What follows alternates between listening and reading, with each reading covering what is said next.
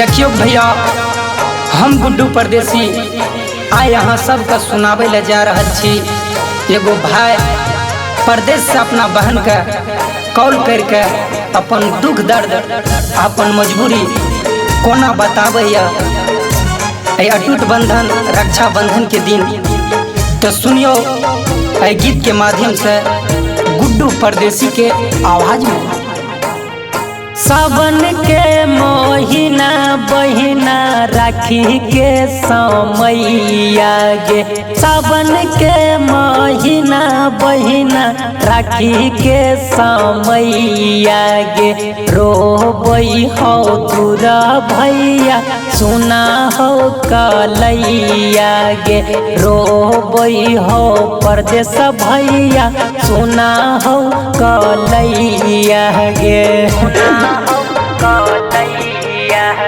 लागई के माथा तिलखिया तही के मिठैया गे, लागई के माथा तिलखिया तही के मिठैया गे।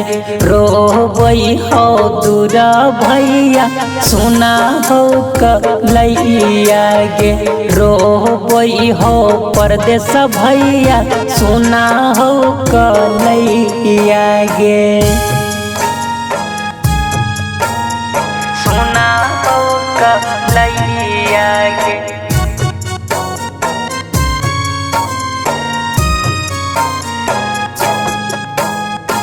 रोबई हो दूरा भैया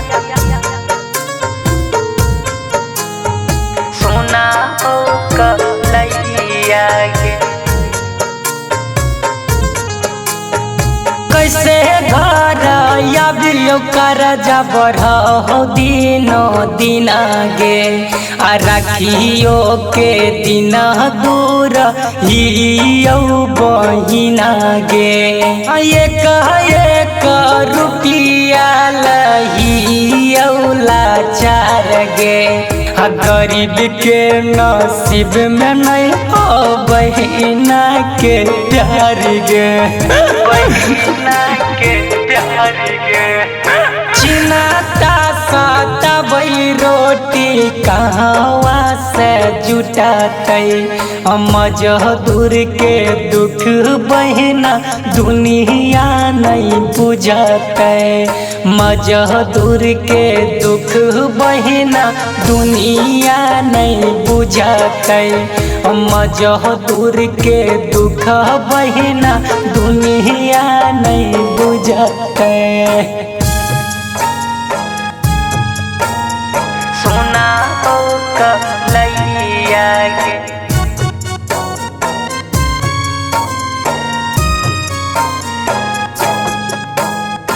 रोबई हो दूरा भैया सुना हो कलैया गे।